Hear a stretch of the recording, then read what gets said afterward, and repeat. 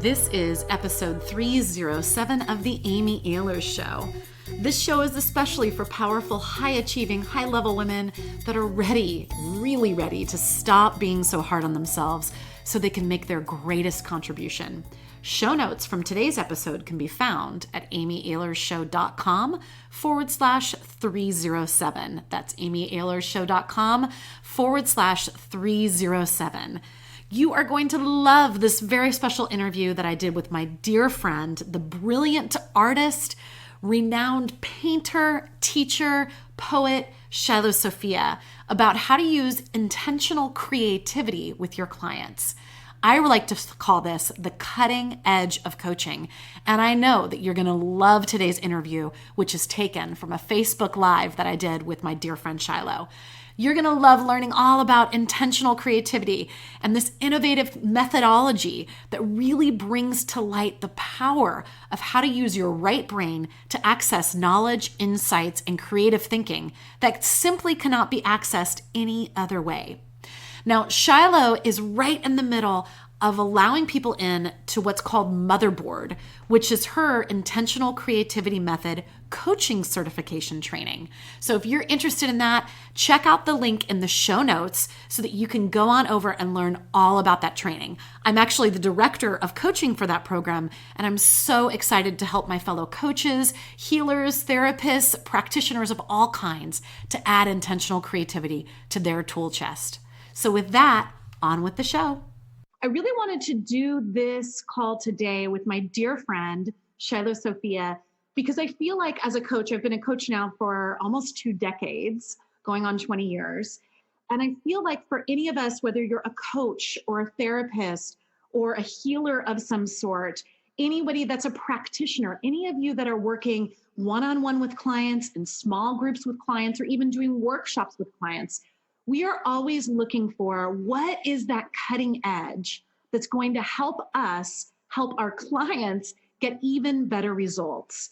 And in my friendship and being a colleague and working side by side with Shiloh Sophia over the last 7, 9 years, 8 years, somewhere in there, I have just been blown away at the power of creativity and utilizing art to really help us get into what is really going on for our clients.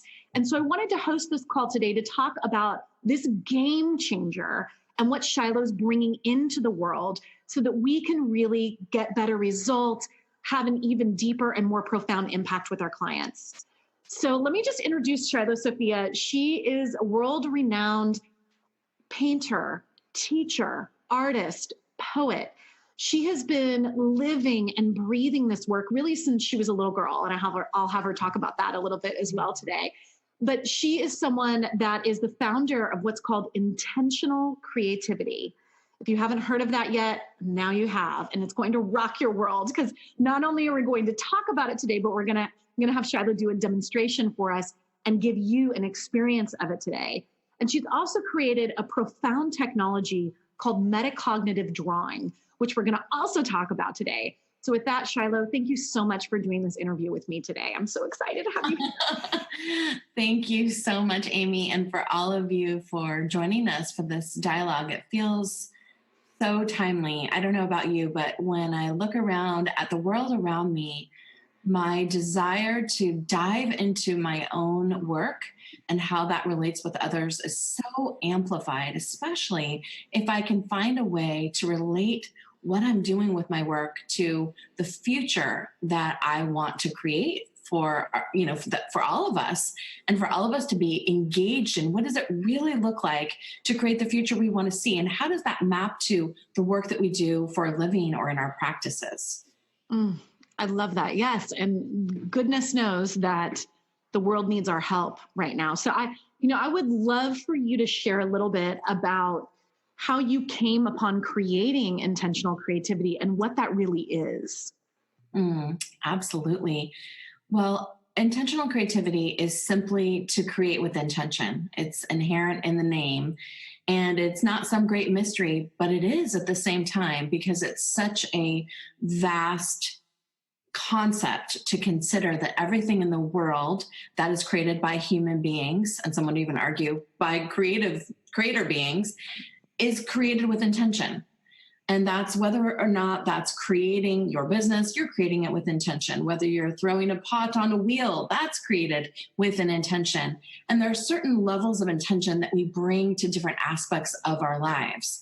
And when we accept that everything is created intentionally, we kind of go, wow, all of our ancestors created what they made, weavings and the saddles for horses and the blankets and the food and the wheels and the drawings and even the way that a farm was laid out. Everything was created with intention for the purpose. How is it utilized? How does it work? Who works with it? It's designed based on who interacts with it, what it's for, what you can see it doing in the future. And where we started coming into the challenge is with industrialization and mass production. When things started to be able to be made beyond human hands, and of course there's obvious awesome advancements with not having everything be based on an individual making it.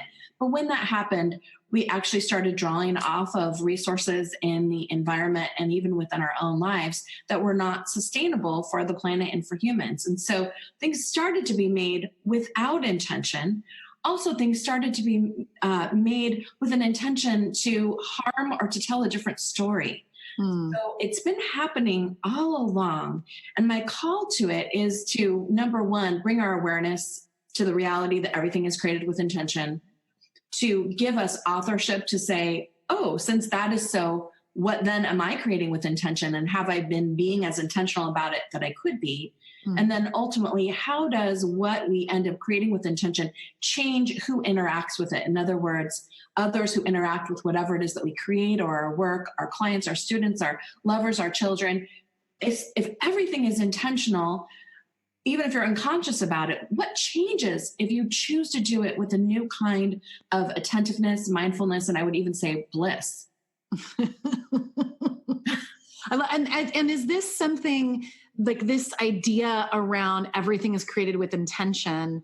Is this something that has been in your awareness since you were a little girl? Because I know that you were raised in an unconventional way by very unconventional wild women. That is true. Now that I know what I'm looking for, I can see that it was everywhere in our lives. But if you don't know what you're looking for or at, then you aren't able to receive the full benefit or to use it consistently for resiliency. I know that when my grandmother made me a blanket and put me underneath it with all these fabric swatches, that she made that blanket with intention. All quilting, by the way, is intention, right? I know that when my mother made a dress for me to go to school so that I would feel as she thought that I felt as my little identity, that was made with an intention to feel how I wanted to feel. I know that every part of how my family designed my life included this level of intentionality, but in my case, the joy of actual beauty, because everybody were artists and carpenters and seamstresses. And so there was a level of care that was taken with what was made. The bookcase was made by the hands of women with an intention to say, this is where our books are, and a woman made it. So everything was created that way. What they didn't necessarily know how to tell me, to pull out, is this is what we're doing. This is what we're doing, and this is why it's different, and this is why people feel better when they come into our work and home spaces. This is why my mom and grandma were entrepreneurs. This is why we're employing women. This is why we make the pattern this way. This is why we're not going to mass production in China, which is actually when my mother changed her business model, was when she couldn't survive in the American-made model, and she now, in order to compete, had to be forced to go to manufacturing, and she chose a different route.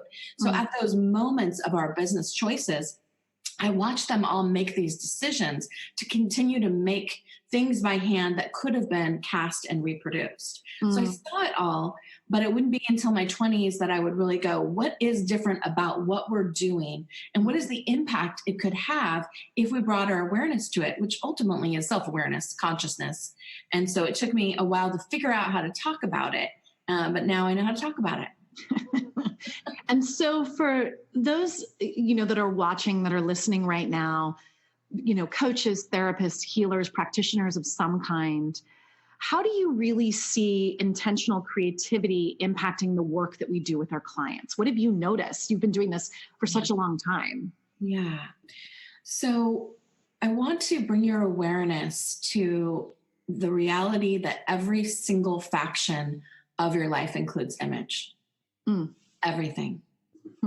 How you see and perceive, what you wear, who buys the wine that has the pretty label over the one that doesn't, who buys the color car that they want, who picks the shoes that they feel good in, who decides what logo they want to have that represents their energy or their business. We're all making these decisions all the time. Mm. And what the invitation is to become more and more conscious about how we can co-create with ourselves as image makers. And there's something that, since Amy and I have been talking about this, and since we've been working on our program together called Motherboard, what's really come to my awareness is so much deeper than I originally thought, of course, because now I'm researching how many of us are image-based, who's using an image, how are they using it, how are they using it to dominate us and the culture, to literally enforce systems of scarcity and to amplify issues of racism and to enforce all of these really strange realities that are being enforced. And we could spend all our life fighting that enforcement, or we could actually create in another space by choosing to engage in the visual world, by becoming conscious visual thinkers. You're already doing it. By becoming aware of it, it changes how it works. This is so important at the level of our perception of ourself, our perception of all of our relationships, and how to bring your knowledge visual. You've heard of knowledge. You've heard of knowledge visualization, data visualization. Really, the whole technology world is based in that user interface visual reality. How do we make people understand everything, every infographic, every marketing, every icon, every emoji? All of that is created by image makers who have a specific end in mind. What's interesting for me is the gap between those of us who are doing brilliant, good work in the world and that. There's this gap between being able to afford the beautiful website, being able to afford the beautiful graphic, or knowing how to do it ourselves. How do we design our spaces and our systems and our relationships so that the image that we're presenting actually reflects the identity that we feel? Our gap, I'm sure there's a name for that in business, but it's like that stretch between you and your capacity to share yourself as you are is largely rooted in image. An image has been brought into such a specialization with graphics and with computers that a lot of us are kind of left in the dust if we don't consider ourselves creative. Part of what we're doing in intentional creativity is basically bringing awareness to everyone's creative. And with a few simple skills, you can actually bring visual knowledge to yourself and your client. And people learn visually. The majority of people, over 80%, learn visually more than the other ways of learning because they can see it. And when you can see it, the information travels to your brain, the information goes into the body, and a whole bunch of other neuro fancy things that the eye connects with. And so being able to empower people to choose to become visual consciously, not just, oh yeah, I see that, but oh yeah, I make that. And to communicate with image is one of the most powerful things that I think I could do for and with women. And I'd love, I didn't tell you I wanted to talk about this today, Amy, but I'd actually love to talk about image and women when it makes sense. Yeah. So I just want to pull out a few things that Shiloh just shared, that you just shared, Shiloh, because I think that they're really important. So a couple of the things that I heard, and I just want to take a highlighter to them, are the impact of image and visual language that's around us all the time. We are taking this in. And as a mom myself with 2 daughters, it's been so fascinating to educate them and to send them to camps like Go Girls Camp and do different media literacy courses for them so that they can start to understand the impact that photoshopped, airbrushed, non-real image of what they're quote unquote supposed to look like, the impact that has on them. And so as we take what's going on in our visual world and we bring it into our consciousness, that is amazing. And then what I also heard you saying is then we can also say, not only am I going to be aware of the impact that the visual world is having on me, I'm then going to become a maker of that visual language from a place of consciousness and with intention. And then when we take that and we use it with our clients, that's when it gets to be that cutting edge place that we're talking about. Absolutely. Yeah. I love how Amy translates the way that I share information, which is why we have been teaching together for 9 years now, because we are an infinity sign of understanding. Yes. So when I'd love for you, just because you brought it up, to talk about women and image. And I mentioned that with my daughters as well, because it is so wild to see what's going on, especially with the access to image, to technology, to everything from phones in their hands to pads in their hands to TVs everywhere to billboards everywhere. Talk to us a little bit about that. Oh my gosh. Like I said, it feels so much bigger than I ever imagined. When we got started with me inviting people to be image makers who didn't think they were talented. So let's first just separate drawing and visual seeing and creativity itself from talent. Talent at drawing or painting or music or dance, that's a specialty. I'm not talking about the specialty talents. I'm talking about the inherent creativity within every single person. Doesn't matter what type you are, what Enneagram you are, what sign you are, left brain, right brain, A type. It actually doesn't matter. Every single part of you is creative. And we aren't accessing that in the way that we could. And when we don't access it in the way that we could, we actually are kind of snowed in or taken under by the images that others are presenting for us about who we should be. So I just want to share just a couple quick things about image. I'll go as quickly as I can because we know we have a whole bunch of other things to cover, but just to say that the images of women have been being produced for over 200,000 years. And there was a reason why our ancestors wanted images of women reproduced, and there are many more than there ever were of the masculine throughout recorded and unrecorded history. People use images in the Stanford lockdown psych ward when women are going through a loop. If they can get them to color in an image, the loop will stop. That lets us know about the brain. Women who have worked with my images with clients through challenges as diverse as business and therapy and divorce have discovered that after years of working in language and face only, when they brought image in, even just coloring, they weren't even making their own image, they were able to see almost immediately what was happening with the client. Members of our community who work with children, if they can get them to draw first, their retention for language will be stronger. An entire generation of mamas in the United States stopped breastfeeding in the 70s range because of a marketing ad created by Nestle that showed that, breastfeeding was for those who didn't have resources and bottles were for people who really had resources. And if you ask mom why she stopped breastfeeding suddenly, because even the wealthy breastfed before that, unless they were super, super wealthy, right? They don't know the reason. Because they took the image in. So we're buying into these images and these personas which are being sold to us. And it's extremely dangerous because it's really informing our self-image. There's a lot of things about self, but the way that you hold your self-image is actually creating a framework for how you relate in every single relationship that you have.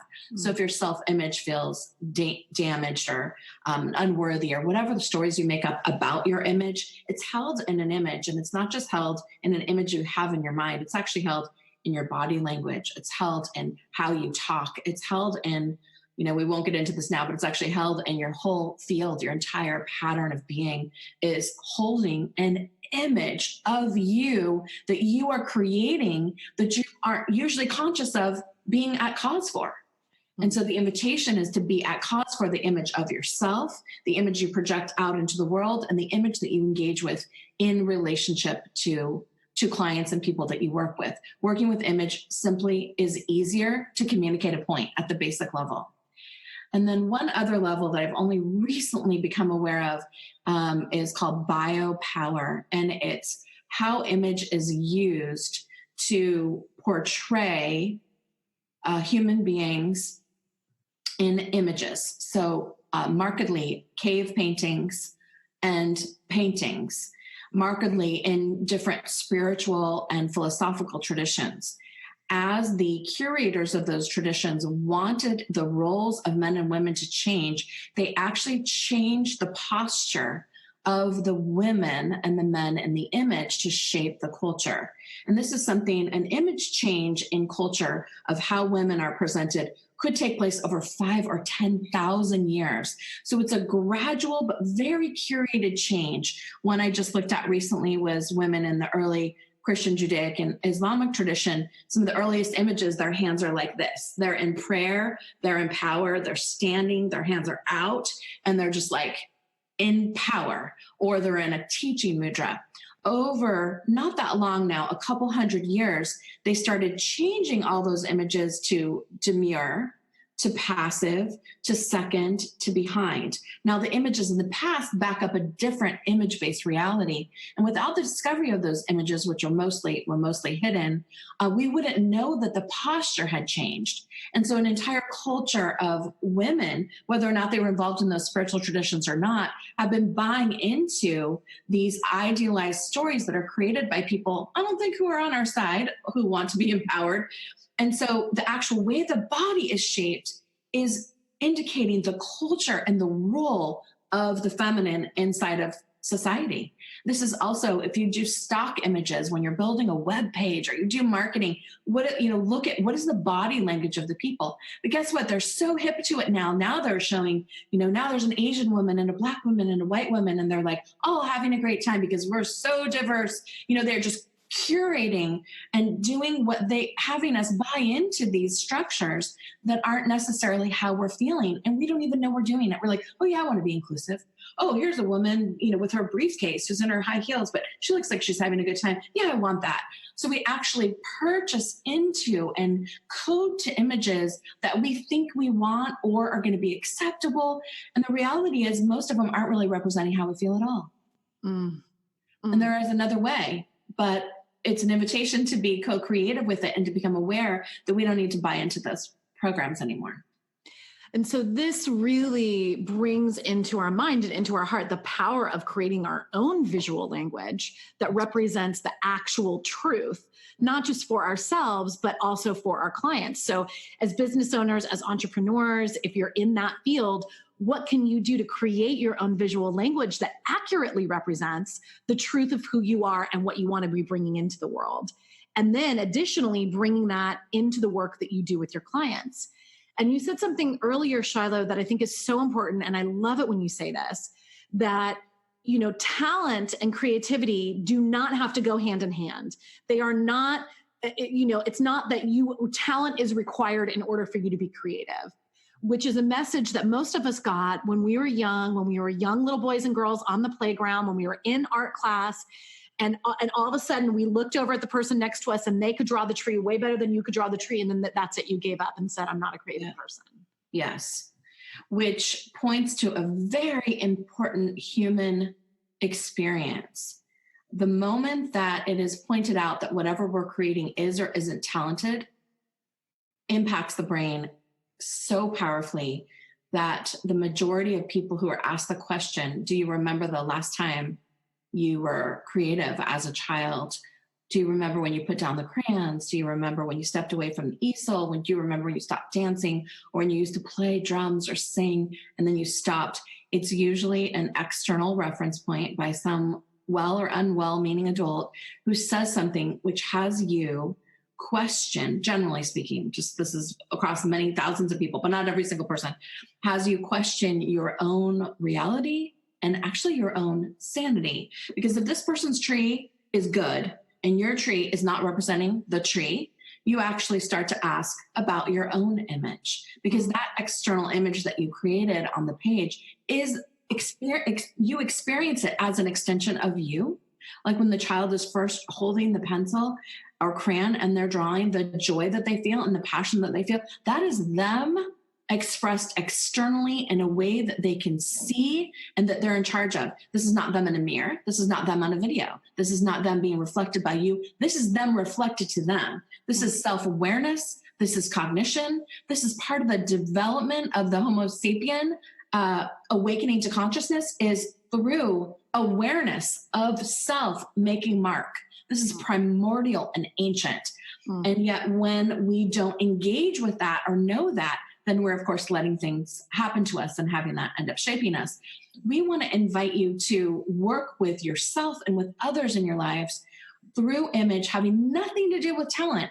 Crazy enough, the the people who have less skill in drawing actually get greater results from an intuitive perspective, because people who have skill in drawing can dominate the outcome. And the people who don't are more in what we call the potential of a flow state, which is also an extremely popular topic in the whole, tech world right now, of how you can achieve flow state with these very extravagant means of these giant swings and going through, these giant rocks and microdosing and all this stuff. There's books written on it. It's just like everybody's involved in this, how to feel the flow. Guess what? Drawing will take you there.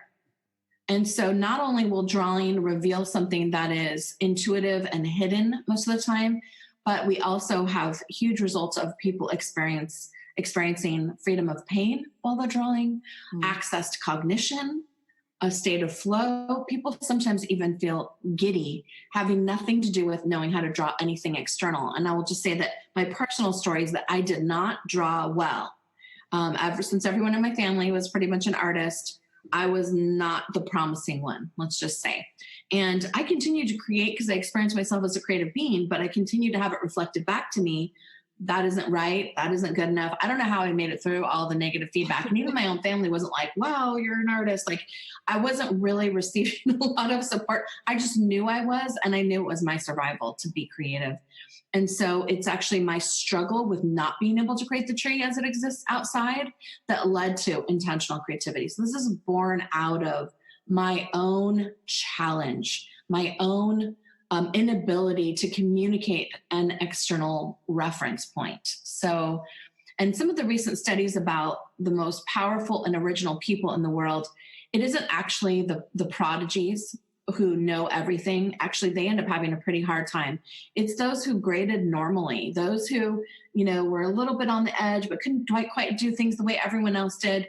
Those who are forced to innovate are the ones who end up becoming the most original in their life. So it's actually the challenge and the struggle of that needing to communicate in your own way that creates innovation and originality and ends up becoming the leaders in the field. And that is part of a huge study that's going on in the business world right now. Like, why are these people the most original when they flunked out of school or whatever it was, right? Yeah. So how do you recommend people use creativity with their clients? Yeah, so it's so simple. It's deceptive how simple it is. It's basically when you're in a dialogue with someone, inviting them to draw what they're feeling or what they know instead of just telling you.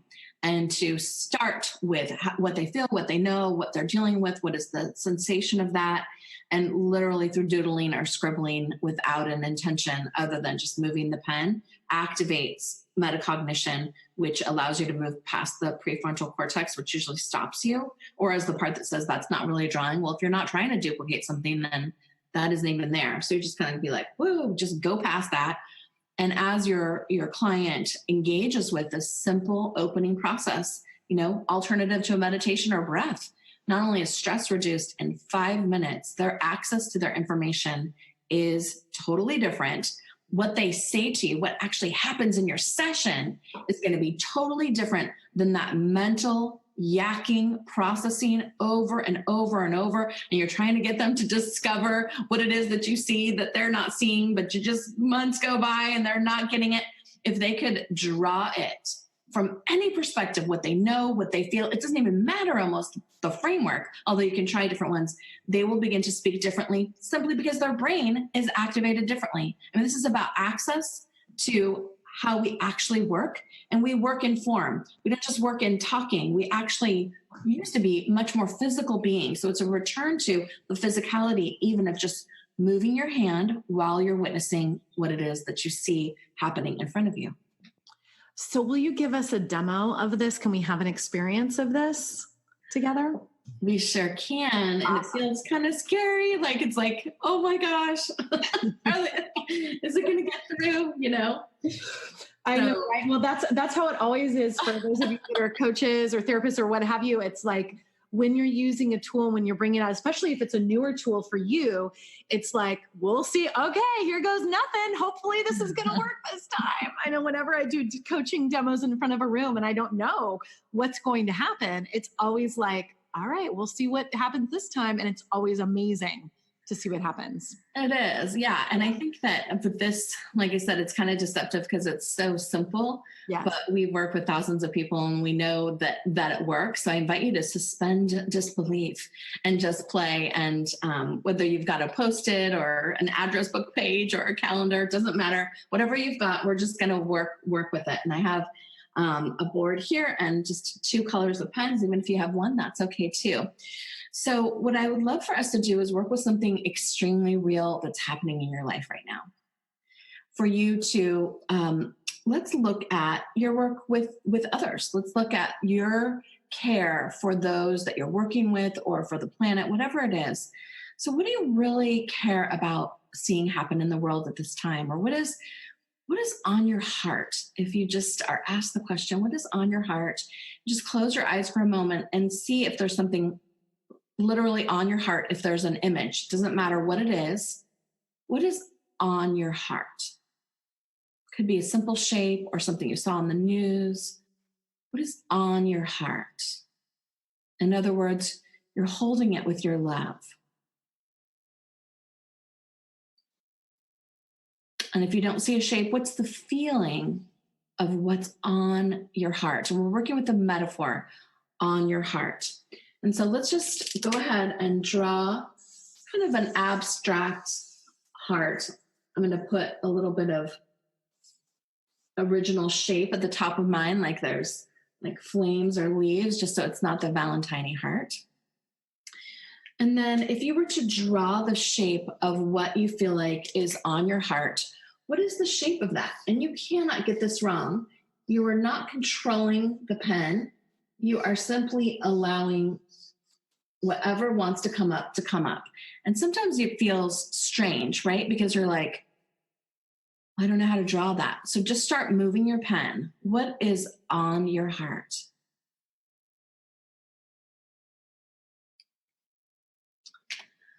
And the next thing we're going to do is we're going to do a dancing stick figure. And this dancing stick figure, you're going to do in one fluid line.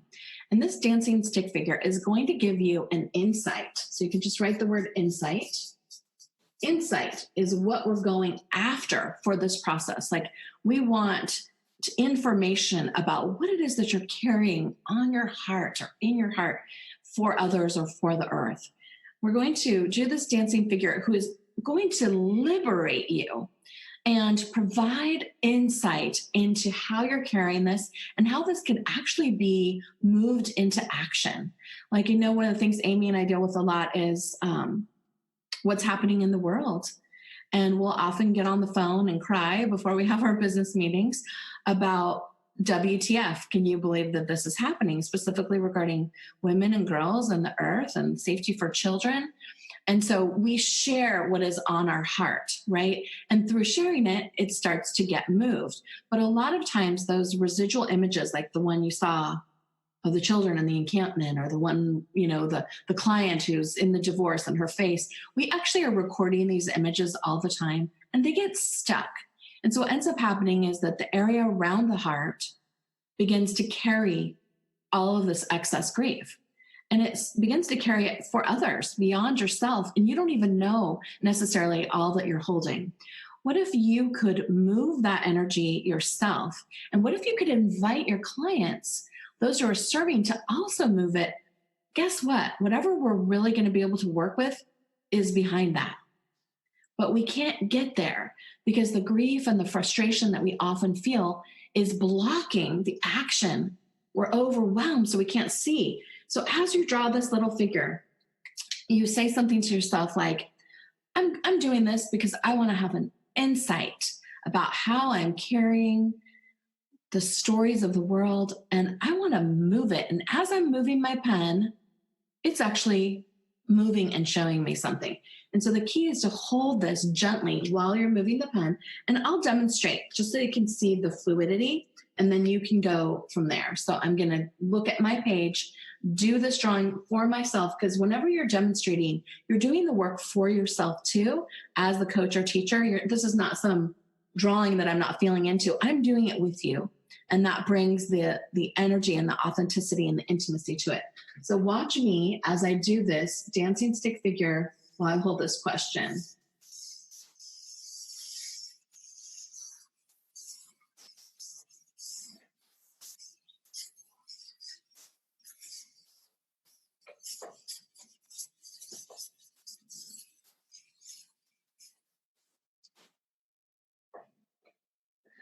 And so I intuitively just followed my pen. I did not control it.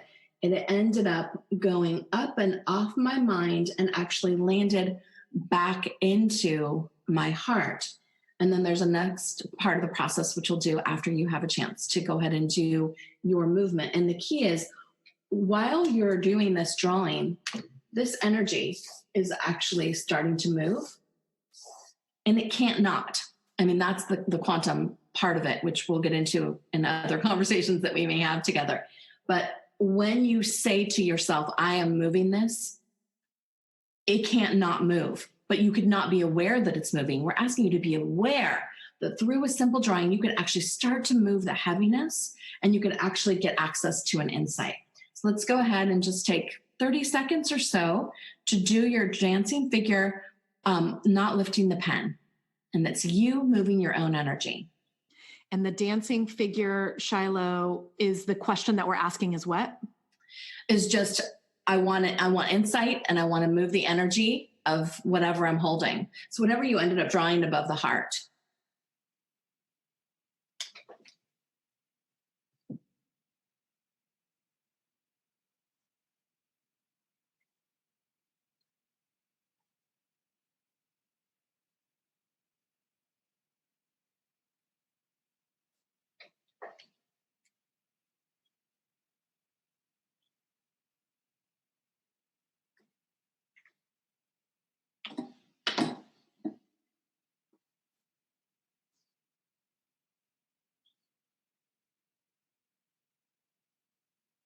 Okay.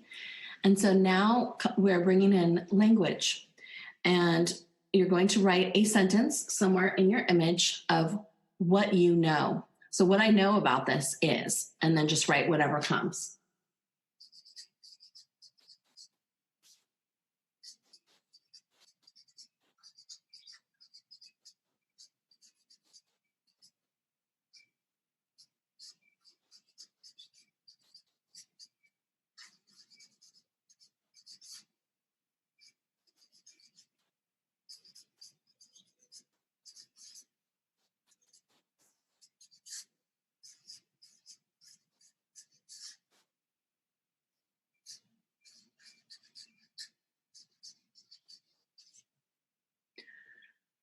Okay.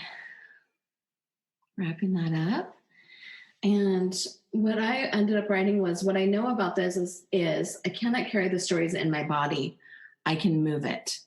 And so if I'm holding whatever it is in my heart or in my heart space, I know that I have to move it, because those of us who work with others can become really bogged down with what we carry for others.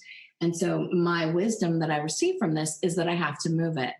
And if I was in a coaching session and this was my result and I was the client, then the coach could easily move into, well, how are we going to move it? What are you carrying? Who are you carrying it for? What would you like to do about it? And instantly the person becomes co-creative in designing a solution. So not only does the coach and practitioner then not have to be at cause for all the wisdom, because actually the wisdom, as you know, is from the client. They don't often know how to get there. From a process like this, which could take 5 minutes at the beginning of a session, you could ultimately end up at, they will co-create their entire solution to this. I know exactly 10 things I can do to make this happen. And then you are the witness. And so I also feel like it's going to be not necessarily like less work, but less heavy to be constantly providing breakthroughs, because they're going to provide it for themselves. And they also then are at cause for implementing, instead of you saying, well, you know what you could do is, you know, and giving them these things and saying, did you do your homework? What if they're completely at cause? What will be different about them originating the solution? And then guess what? They have this image at the end of the session, whether that's virtual or in person, that they then can continue to work with. And instead of giving them classic kinds of coaching homework, you could actually give them a couple more drawings to go into each one of these facets, could go into whole other processes. So I think it not only makes the sessions more dynamic and interesting, takes a lot of pressure off the practitioner or coach to make it amazing every time, and also puts the client in such a position of personal power for creating their own solution and their total awareness that their solutions are actually within, and that if they'll engage with the body in some way, like drawing or dancing, they could have access to that information. And what healer or practitioner or coach doesn't want their client to have access to their own information? I don't know, but I love it. Well, and that's, in a pure coaching setting, it really is about helping your client find their own answers. It's not about advising. It's not about advice giving. It's purely about helping them find their own truth. So what I love about this, and this is metacognitive drawing, what Shiloh just did for us, is that it allows us, like here's my drawing here, it allows us to understand and get access to information. My I know statement is I know that this is here to teach me. And so then if I was working with my coach, she could say, so what is the it, and what are you learning? What are you being taught right now? Yeah.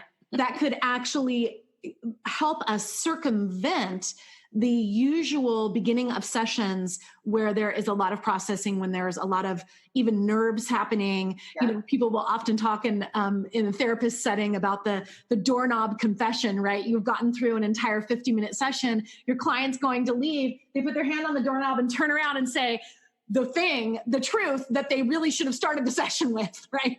The doorknob confession of like, oh, and by the way, I cheated on my wife.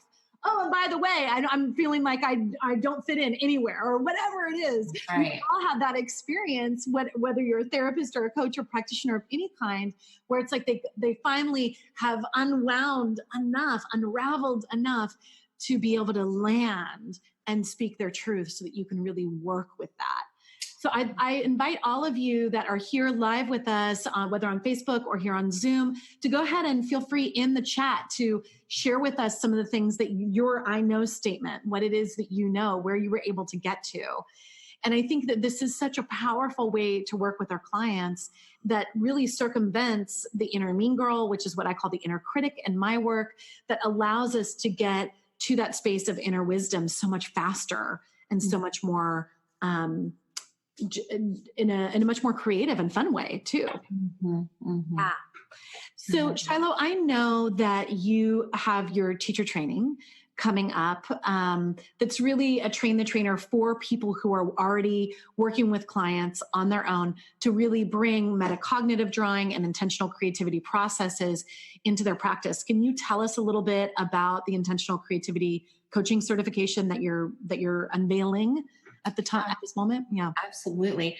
I want to give one more instruction. Oh yes, please. Continue with this of just, if I brought this awareness into my life, like whatever I got today, how would I feel? And it's the feeling that then I carry out into the rest of my life. So you wouldn't necessarily leave them here. You would be like, well, if you had this, or if this was solved, how would you feel? And that actually helps just lift up the energy of like, well, I would feel like if I really could know how to not carry suffering in my body, I feel liberated. Yeah. And so I say to myself, well, could I feel liberated right now? Mm-hmm. And what I might do then is do another drawing of liberation, and where I'm simply not doing anything. I'm just doodling. I'm moving my pen with no intention. My body's moving and I'm just exploring. I would feel liberated. Mm-hmm. And what's literally happening somatically is that the feeling of liberation, because you've already been somatic and intellectual, is reverberating through your body, which allows for this to be integrated, which creates resiliency. Like there's a whole science behind it, which is part of what we're going to be talking about in Motherboard. So thank you so much, Amy. And thank you everyone for participating, whether you got that or not. Just like, do you feel curious, right? Because curiosity is one of the things that brings the brain out of the default mode network and out here into somewhere we haven't been before. And for each of us to become at cause for our own image, it doesn't take tons of time and tools. Like it could have just happened for you. But for those of us who really want to bring a specific visual literacy to our own work and to our client base, there are some very clear tools, especially with how guiding visuals maps to the coaching or practitioner relationship. It's not immediately obvious, even though it's so simple, how to navigate the dialogue. And so part of the training that we're offering called Motherboard is an invitation to learn how to directly work with clients in process, no matter whether that's a bodywork session or a boardroom session. We have graphic recorders on the team who are going to help people learn how to illustrate story. We're going to be working a lot with thinking with a pen, how you actually are able to receive information while you're drawing. And we're doing it all within a framework of bring this to your one-on-one clients, bring this to your group work, bring this to the boardroom, bring this to the temple, bring this any place that you are working. Can you bring visuals into that environment? And what does that look like for you to do that? And what will that change for you? Not only do Amy and I believe that is the cutting edge for us as practitioners, but so does technology. In fact, the statistics around visual technology in terms of what actually has been created over the internet has been created in some ridiculously short amount of time. And the majority of what you see in technology, I think about 90% or something, is actually image-based. And so this isn't some Shiloh spiritual creative thing, although I bring my own wackiness to it. It's where technology is. And it's one of the times in history where the artists and the creative minds and the originals are converging with technology at the same time. This has happened before with quantum physics, and I don't think this is any less than that. The empowerment of those who are helping healing professionals becoming at cause for their visual language and literally shaping the design of the future. We need to become the co-creators. And we need a little bit of practice doing that, especially if we've been not drawing for a long time and not thinking about thinking metacognition in a really conscious way. So we'll be spending 6 months together for a gorgeous experience that is we have calls every single week, but at the same time, not tons of homework. So we've designed it to work with a really busy full-time schedule, someone who already has a whole life going on, to just immediately begin to supplement with these tools. Chances are you could start using this right now, right? You could immediately turn around and use this. So our hope is that the tools have immediate accessibility. You'll be able to start to market to them, to your existing client base, to say, guess what? I've got this new visual literacy thing. I can't wait for our next session. How about sign up for the next 5 sessions? We also have a very awesome technology about sales, of how to start to speak about this to your clients. And it is the edge if you haven't been doing it, but it also, like I said, is the edge of business at this time. This is what they are looking at. They're looking at, the big business is looking at visual knowledge and how to communicate and get across to us what they want us to think and know. And we're coming and we're saying, actually, we're at cause for our own thinking and knowing. And we're going to get that in practice. So part of the practice is changing the way that we work with our brain, how information has been patterned and wired, the hidden biases, stories, ideas, and concepts, and modes and ways of working. Through our time together, you'll be retraining your brain and how you see and all of your senses, and mapping that to your identity and your consciousness, getting practice, creating those new habits. And that's why it's called Motherboard, because it's both a technology term, of course, but it is also a term that we're using as sort of a metaphoric leap into, you have all of your information around you all the time that you're drawing from, and you don't necessarily know where or what you're drawing from. Also, traumas happen, we get triggered. So we're actually being sort of bombarded by so much information coming towards us and our own. So Motherboard is the reorganization as well of the stories that you hold about yourself. And our hope is that you'll be empowered to bring this out into your life, into your relationships, and particularly with those clients that you serve. The application is pretty endless, and so are the themes. I like to say this can be taken at a corporate level, at the level of graphic recording, illustrating a board meeting and a story. It can also be used with a client who, was coming for one thing, but whose pet just died, and that's what's up for them. And then you help them through that. This is agnostic to theme. You will be empowered to apply this to any theme. And my biggest hope is that in your life, you would have the kind of consciousness and awareness that no matter what is happening, that you would be able to drop into a drawing process with someone, no matter what the theme is, without having a template, without having a predetermined approach. There's no step, there's no pattern. You immediately have relevancy because you have your tools available and your brain knows how to address challenge in the moment. And those of us who serve are going to be called on more and more to create relevant tools for resiliency for our clients and for our communities. Oh, relevant. I love that. I said, I love it. Relevant tools for relevancy and for really being able to work with our clients on the cutting edge. And no matter what our clients are bringing to us, that we can then initiate a drawing process, a super simple drawing process. I mean, we did this in one of my corporate groups, and all that the woman had was a sticky note. She was working on something this big with a pencil, and she still got something. It was amazing. It was like, that's what happens. Sometimes you're in, sometimes when I go into major companies and I'm an external coach, and I come in and I work with someone, I'm in a conference room. We don't know what's going to come up. Usually there's tears of some kind, and to be able to then help them process in 5 to 7 minutes something that normally would take up half, if not 75% of the session, right, so that we can then move that out of the way, but in a way where it's genuinely processed, where it's genuinely like, okay, yes, I've taken this and I've moved it. Movement has happened. And now let's get into what's going on with your team, what's going on with whatever's going on. Yeah. And that movement is the key, because challenges in organizations and physically come through stagnation. Yes. Across the board, any system, stagnation, lack of movement. And so the capacity to have a gift to move something that moves the physical body and the energy is really a gift. And I feel like we're doing so much time thinking and even meditating and even being mindful and all these mental things that aren't mapped to movement. And I mean movement by like moving the pen and moving your body and talking with your hands and demonstrating physically, like when I'm in the room demonstrating this and that I'm standing up and I'm moving around, like we need movement, especially those of us who are in technology.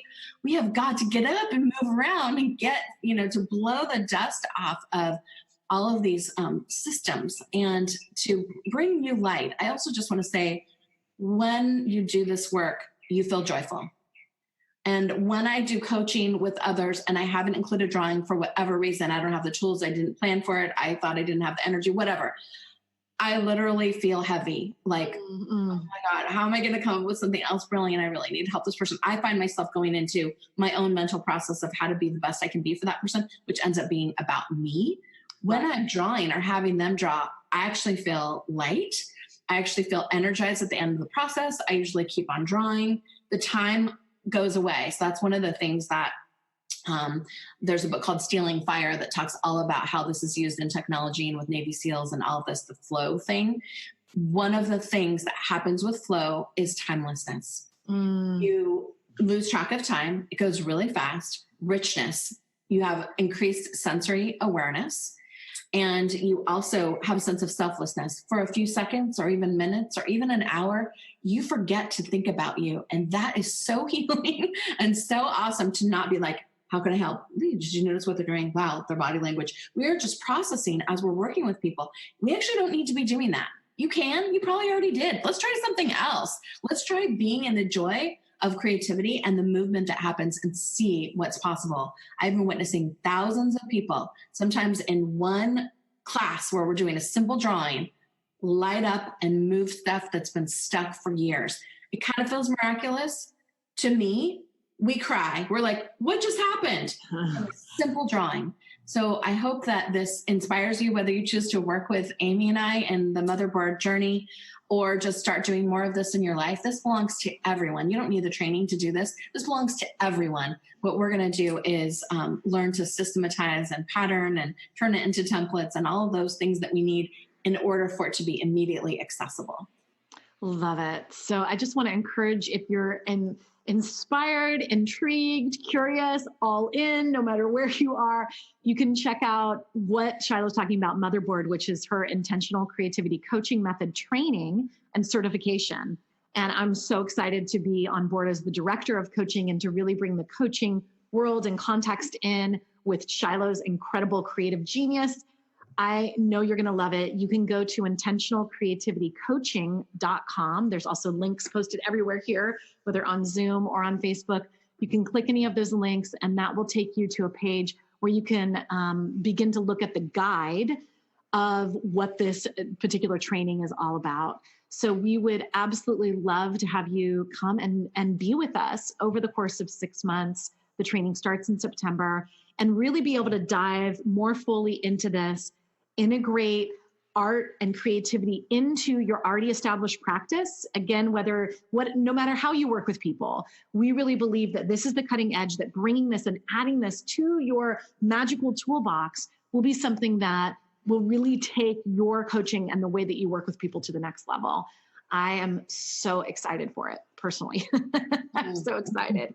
So with that, Shiloh, anything else that you want to say? One of the things I always like to ask people when I interview them is, what is messy and what's magical about your life right now?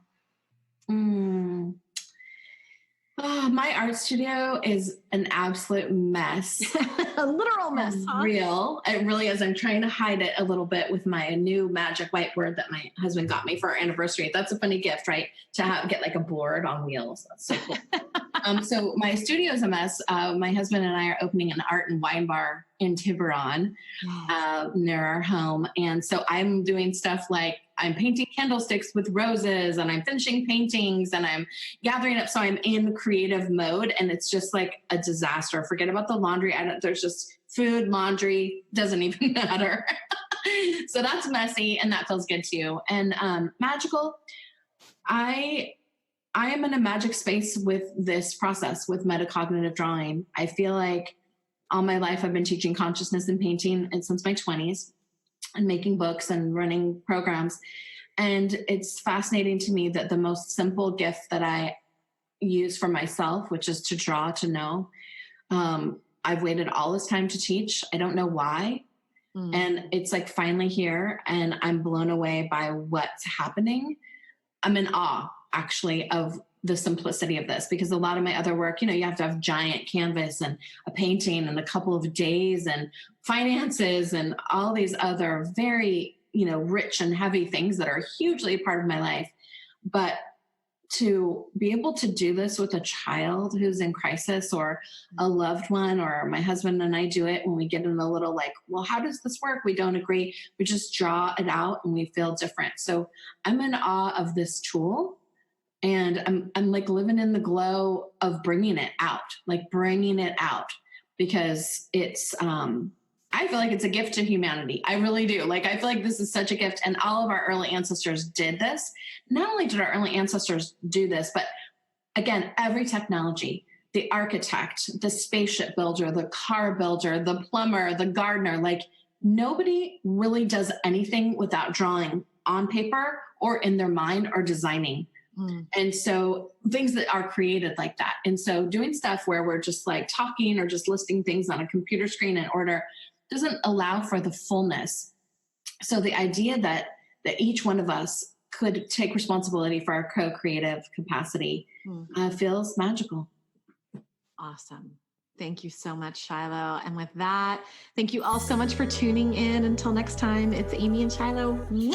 Thank you, everyone, for joining. Bye-bye, everyone. Thank you.